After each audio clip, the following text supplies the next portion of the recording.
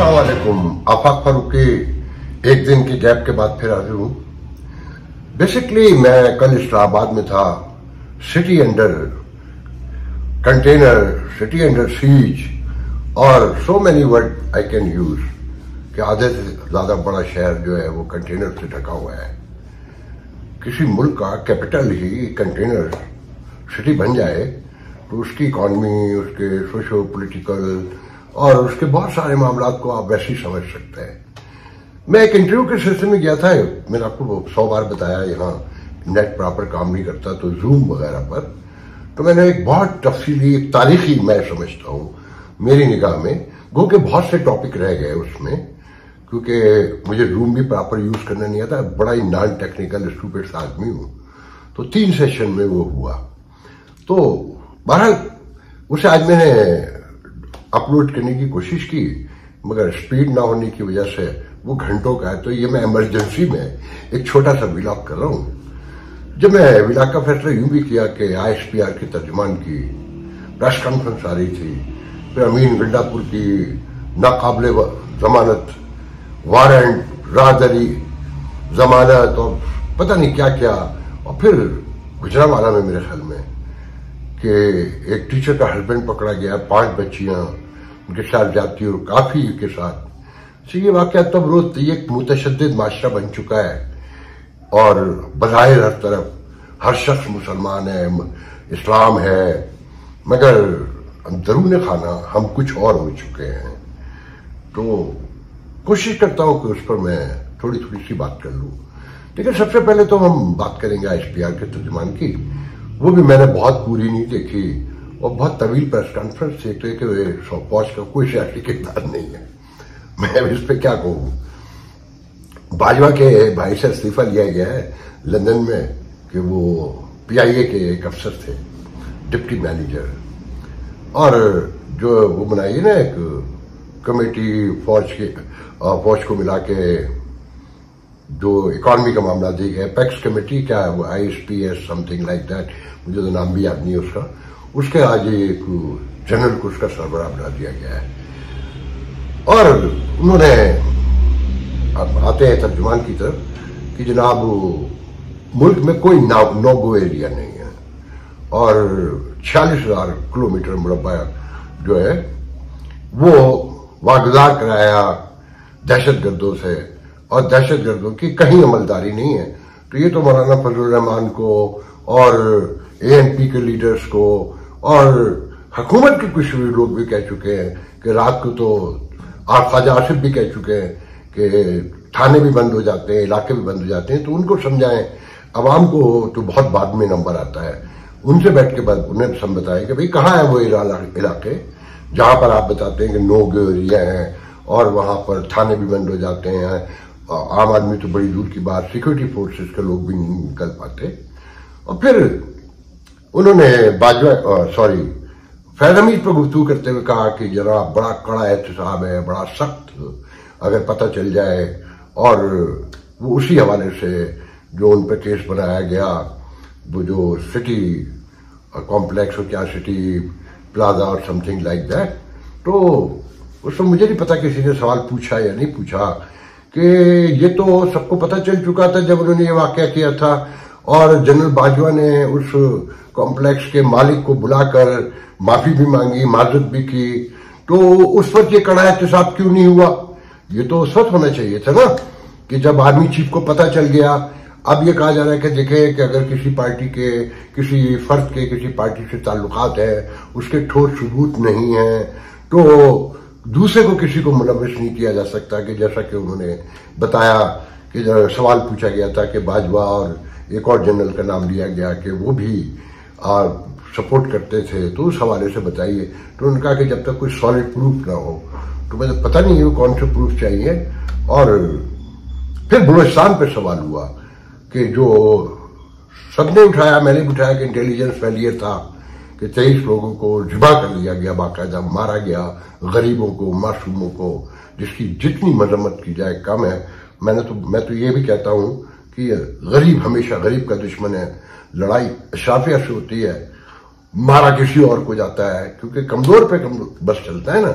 और इन कमजोरों का सबसे बड़ा दुनिया में इशू यही है कि आपस में मारते हैं, लड़ाई कहीं की लाते हैं और झगड़ते आपस में, एक को हीरो बनाते हैं, दूसरे को जीरो बनाने के लिए एक दूसरे का गिरेबान नोचते हैं। खैर, तो उस पर उन्होंने बहुत गहरी, अमीर और बहुत तवील गुफ्तगू की। इसी दौरान मेरे सिग्नल आउट हो गए डिश के।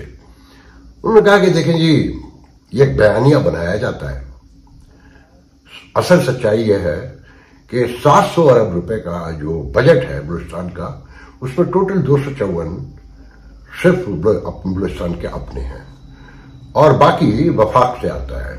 सी पैक में 80% लोग बलूचिस्तान में, 80% लोग बलूचिस्तान के काम करते हैं। उनका 73,000 स्टूडेंट बलूचिस्तान के वो हैं जो पाकिस्तान में और पाकिस्तान के खर्चे पे दीगर मुल्कों में स्कॉलर पे गए हुए हैं। उन्होंने कहा जब पाकिस्तान बन रहा था उस वक्त 325 किलोमीटर के करीब टोटल सूबे में सड़कें थी, अब 25,000 किलोमीटर सड़कें हैं, 100 से ज्यादा डैम हैं, बन रहे हैं और बनाए जा रहे हैं। और उन्होंने एजुकेशन से लेकर सब पर गुफ्तगू की। मगर फिर सवाल ये उठता है कि अकबर बुगटी को मारने की जरूरत क्यों पेश आई और उनके खिलाफ जो मुकदमा कायम हुआ जनरल मुशर्रफ और उनके साथियों के खिलाफ, वो खत्म कैसे हुआ और आखिर क्या वजह है कि मुल्क के सारे इंटेलेक्चुअल, सियासतदान भी, कोई खुल के कहता है, कोई दबे लफ्जों में कहता है, आखिर वो क्या महरूमियां हैं कि आप तो कहते हैं कि फिर उन्होंने बहुत ही कमाल हुनर से और खूबसूरती से एलिब्रेट किया कि बलूचिस्तान सिर्फ बलूचिस्तान बलूचियों का नहीं है, वहां पश्तून भी रहते हैं, हजारे भी रहते हैं, सेटलर भी रहते हैं और मुख्तलिफ लोग बनाए कि ये एक हमारी शान है, हमारी आन है, हमारी जान है बलूचिस्तान। फिर उसके मदनी वसाइल उसमें से भी हिस्सा देते हैं बलूचिस्तान के लोगों को।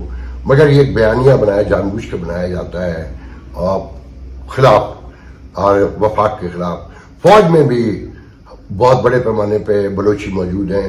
फिर उन ये साथ पे उसकी दलील ये पेश की कि बलूचिस्तान के हर शहर, हर कस्बे, हर गांव देहात में किसी न किसी शहीद की कब्र मौजूद है जो पाकिस्तान के लिए लड़ते हुए शहीद हुए, दहशतगर्दों से हो या दुश्मन मुल्कों से हो। और एक बहुत बड़ा नंबर मौजूद है फौज में। और वो कौन सा फौजी जवान है जिसने बलूचिस्तान में ट्रेनिंग नहीं की, वहां सर्व नहीं किया, वहां रहा नहीं। तो बयानी के हवाले से मैं तो सिर्फ यही कहूंगा कि जब आपने इतना कुछ किया और इतना कुछ हो रहा है तो आखिर क्या वजह है कि लोग नाराज हैं और इस हद तक उतरे हैं। और अगर कोई दुश्मन मुल्क भी यूज कर रहा है तो वो कौन सी वजूहात है? देखें, यूज तो जब करते हैं ना, भूख हो, नंग हो, बीमारी हो, बेरोजगारी हो, मतलब ऑल एस्पेक्ट ऑफ लाइफ, जब जरूरियात पूरी ना हो रही हो तब आदमी ब्लैकमेल होता है या खुदगर्जी पे उतरता है। तो उसको एड्रेस करने की जरूरत है, वो जवाब चाहिए असल में तो। और मैंने फिर जैसा कहा कि सारे मुल्क, पूरे मुल्क के इंटेलेक्चुअल्स इस बात पे मुत्तफिक हैं कि वहां महरूमी है, वहां मसाइल हैं, तलाशी गुमशुदा फिर क्यों होते हैं लोग और उन्हें कोर्ट ऑफ लॉ में क्यों नहीं लाया जाता, वो कौन है जो उन्हें अगवा कर रहे हैं, लाशें फेंक रहे हैं। ये बहुत सारे इशूज हैं जिन्हें गुफ्तगू में लाना चाहिए, उसके जवाब आने चाहिए, उसके बगैर ये मामला हल नहीं होगा। देखिए, अदालतों में जो हो रहा है मैं उस पर गुफ्तगू यूं नहीं करूंगा, हर चीज मुतनाज़ है। मैं आपको रोज बताता हूं कि रियासती स्ट्रक्चर बिखर चुका है। अब मैं बाकायदगी से इस्लामाबाद भी जाता हूं, दोस्तों से मिलता हूं, आप यकीन करें ऐसे ऐसे किस्से सुनाते हैं लोग कि रूह कांप जाती है। और मैं मर के 3 जन्म ले लूं तो बयान नहीं कर सकता। एक अपनी जान नहीं होती है, बहुत कुछ होता है, आपको पूरा एतराब देखना होता है। बहुत लोग खो दिए, बहुत से लोग इस नजरियाती लड़ाई में और अपनी बेवकूफ़ी कह लें, मेरा नजरिया है, मैं भी आम रॉन्ग, ये तो कोई नहीं कह सकता, नहीं तो वक्त और तारीख और हालात साबित करेंगे कि कौन दुरुस्त था। अच्छा, फिर मुल्क की इंटीग्रिटी के साथ, मुल्क की सलामती, उसका वकार, बहुत सी सारी चीजें हैं। हम जैसे लोग तो ये चाहते हैं ना कि हालात मामला दुरुस्त हों और कहीं आगे बढ़ें। अब ये जो स्कूल में वाकया हुआ है, आपके ख्याल में ये किसी नज्म नस्ल की निशानदेही करता है, या जकरिया यूनिवर्सिटी में भावलपुर की यूनिवर्सिटी में जो वाकयात हुए उन्हें मट्टी डाल के दबा दिया गया। जब जिस मुल्क में वज़ीरा ये कहते हो कि फलानी यूनिवर्सिटी के लिए मुझे 2 करोड़ रुपए की ऑफर हुई और 4 करोड़ की हुई कि मुझे वाइस चांसलर बना दो, तो ये मामला ऐसे तो नहीं यहां तक पहुंचे हैं। अगर आप सारी चीजों को जमा करके देखें तो खबरें सब जगह छपती, मैं कहीं बाहर से तो नहीं लाता, या मैं कुछ मुशाहिदा करता हूं, तजर्बा करता हूं। अगर कंपाइल करें मीडिया को तो आपको वो मंजर साफ नजर आ जाएगा जो मैं यहां बयान करता हूं, कंपाइल करके या समराइज करके। मिसाल के तौर पे रोज प्रोपेगेंडा किया जा रहा है कि जी अब इंटरेस्ट रेट कम किया जाए कि महंगाई कम हो गई है। मैं कहता हूं शहबाज शरीफ मेरे साथ चलें, मरियम नवाज मेरे साथ चलें, या आसिफ जरदारी साहब चलें, मुराद अली शाह साहब चलें, एनीवन जो ये दावा करते हैं और जो ये बातें करते हैं वो चले बाजार में और देखें कि कल क्या कीमत थी, आज क्या कीमत है, पिछले साल क्या कीमत थी, इस साल क्या कीमत है। तो ये मामला तो ऐसे हल नहीं होंगे। इसके लिए एक तो सच बोलना पड़ेगा, पॉलिटिकल विल पैदा करना पड़ेगी और संजीदा इकदाम करने पड़ेंगे। और ये जो मेरिट तोड़ दिया गया मुकम्मल तौर पर, किसी इदारे में कहीं कोई मेरिट नहीं है, एक पीसीबी की बात नहीं हो रही। मैं बहुत सी बातें नहीं कहना चाहता इसलिए कि सुधरने के इम्कानात कम है, दुश्मनी पड़ने के इम्कानात बहुत ज्यादा हैं। मैं तो आखिर में ये कहूंगा कि पीटीआई का जलसा होने दें, जिसको रोकने के लिए आप कानून भी लेकर आ रहे हैं। लाख कहें कि आप उस जलसे को रोकने के लिए नहीं ला रहे, और पीटीआई भी ये बात तय कर ले कि फड़े मारने से कुछ नहीं होता कि हम जलसा करके दिखाएंगे। आप फिर जलसा नहीं कर सकेंगे, क्योंकि जो इमरान खान है वो अकेले हैं, उनके आसपास जितने भी लोग हैं वो कंप्रोमाइज हैं। और एक ऐसी सोसाइटी में जो सीट हो, वहां जिनकी जेबों में मिलियन बिलियन रुपीज भी हो, अरबों के घर हो और मफादात भी जुड़े हों, वहां कोई इनकलाब नहीं आता।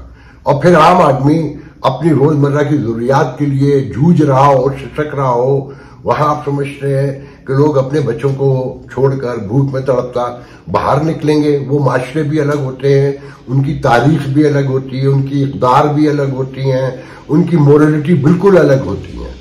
तो यहां जो लोग ये तवक्को करते हैं कि यहां कोई इनकलाब आने वाला है, नहीं। इसी सिचुएशन को दुरुस्त करने के लिए सिर्फ सर जोड़कर बैठने की जरूरत है और समझना होगा कि एक दूसरे पर रहम खाएं, एक दूसरे का ख्याल करें। ये कहने से नहीं कि हम तो मुसलमान हैं, काश हम पहले मुसलमान से पहले इंसान बन जाएं कि वो रब्बुल आलमीन है, वो रहमतुल आलमीन है, वो रब्बुल मुस्लिमीन तो उसने कहीं भी नहीं कहा। मगर नारे लगा लगा के, दावे कर करके फिर एक दूसरे को लूटना, छीनना, झपटना। ठीक है, सोसाइटी का अपना पूरा रवैया फर्द का खराब है। जो इदारों में लोग काम कर रहे हैं, जिनसे हमें शिकायत है, वो कहीं बाहर से तो नहीं आए हैं। ये कल्चर का इश्यू है जो सदियों पुराना है, इसको एड्रेस करने की जरूरत है। बहरहाल मैं आज मुख्तसरन बात कर रहा हूं, आगे नहीं बढ़ूंगा। मेरा कहना यह कि जलसा फिर नहीं होगा 8 सितंबर को। लेट्स सी, आज के लिए इजाजत दीजिए। कल हुसैन हक्कानी के इंटरव्यू के साथ, तारीखी इंटरव्यू, तवील इंटरव्यू है, मगर आपको पसंद आएगा। हो नहीं जाता करना पैंदा है, हो नहीं जाता करना पैंदा, जीवन दे लई मरना पैंदा। खून की बीमारियों में मुब्तला, जिंदगी के लिए तरसते हुए थैलेसीमिया, हीमोफीलिया और ब्लड कैंसर के मरीज मुन्नू भाई के बाद अब आपकी शफकत चाहते हैं।